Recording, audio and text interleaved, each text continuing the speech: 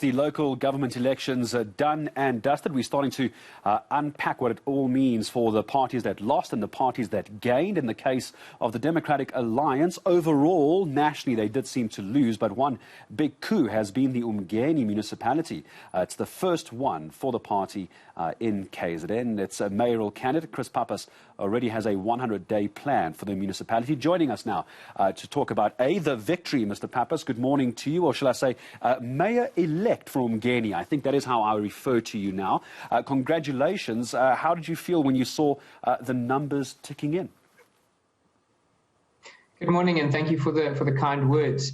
Yeah, it was a bit of an emotional roller coaster. We've been working on this for a long time, and there was a lot of pressure on the day, and lots happening. You know, we know there's some problems with the IEC. So the day was up and down, looking at the stats coming in, but when the final count came in and the differentials came in, yeah, it was jubilation. We were ecstatic. So yeah, the hard work starts very soon. It does indeed, and it's not to say in my introduction to you, Mr. Pappas, that this is the only municipality where the DA were competitive. That's not entirely true. Of course, we know about eThekwini. If I look at the IEC map as well, there were areas up in uMngeni as well, but it's your municipality that has made all the difference. You're now in control. Tell me why you think that is, when what has been traditionally an IFP/ANC stronghold. How did you manage to get in there? Well, Gareth, we started this campaign 2 years ago, so in 2019, directly after the national elections. And what we decided was that we were going to build a proverbial wall around this municipality and cut out all the national politics, all the rhetoric out there, and really focus on local issues. So the bread and butter issues that local government is supposed to be about. And we put together a credible plan that spoke to the issues in this municipality, in the different communities. And we did it in an honest and transparent way and said we won't be able to achieve, we won't be able to promise you the heaven and the earth. But what we will be able to do is get the basics right. We'll be able to fix the roads, get the water running, make sure that our communities are clean. And that's all that people want in this area. People want to know that they have a government that can do what local government is supposed to do. We don't need big stadiums to be built and fancy guardhouses and massive tenders. All we want is for the water to run in the taps and for us to not have to walk through piles of rubbish to get to the shops. And people bought into that, and it's something that we intend on delivering. We're going to talk about your 100-day plan in just a moment, Mr. Pappas. I'm just curious, as I zoom in on KZN 222, of course, that being uMngeni, where you're now very much in charge as the mayor-elect. I look at your numbers from the IEC, 47.41 for the Democratic Alliance, the ANC 39.17, then the EFF 6.93, and the IFP 1.13. The reason I'm bringing up the numbers is while you have won the most number of votes, it's not an outright majority. You're going to have to my understanding, work with other parties to push things through council. My question to you is, who will you work with and who won't you work with? So those numbers are a little bit deceiving. There are 25 seats in the uMngeni municipality, of which we have won 13. Mm-hmm. So it means that we do have a majority in terms of the seats in council. So we don't have to play nice and beg, borrow and steal to try and get things done.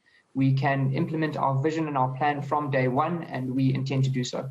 Oh, that's very, very nice to hear as far as seats are concerned as well. 13 for you, 10 for the ANC, 2 for the EFF, and then we just end up in the zeros for everybody else as well. So this is why you can now tell me about your 100-day plan, can't you, Mr. Pappas, that you yourself and the DA can implement. So while you tell me about how you're going to implement this and what you're going to do, it also does put pressure on you. You can't blame anybody else if you get it wrong. Isn't that fair?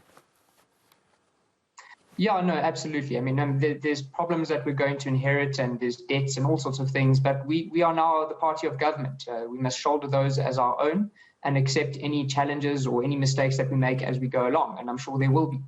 But yeah, we have a 100-day campaign, a 100-day plan, and that largely involves looking at how we can reprioritize funds from things that we find that are wasteful or unnecessary, and reprioritize those until the end of this financial year.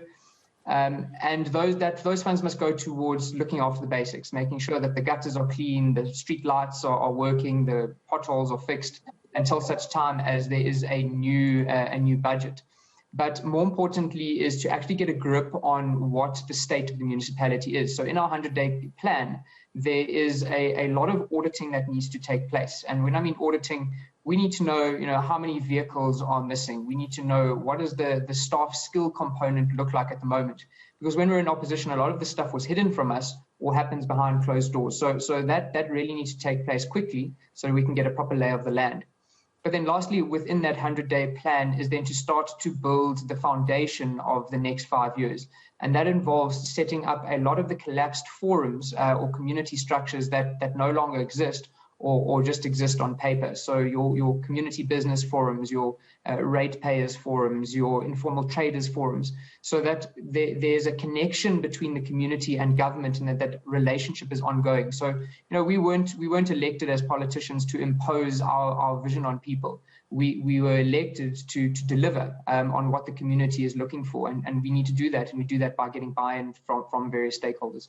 It's a very, very intensive 100-day plan, but the community has put its faith in you, Mr. Chris Pappas, the mayoral candidate for the uMngeni municipality, and in fact, a mayor-elect, if I correct myself once again. Mr. Pappas, all the best to you in the area. 47.41% of those DA supporters deciding you are the one to run at this. 13 seats in council ahead of the ANC's 10 and the EFF 2 as well. Mr. Pappas quite correct in correcting me that it is a overwhelming majority in as far as seats are concerned, so they can go ahead and make decisions. All the very best to you in KZN.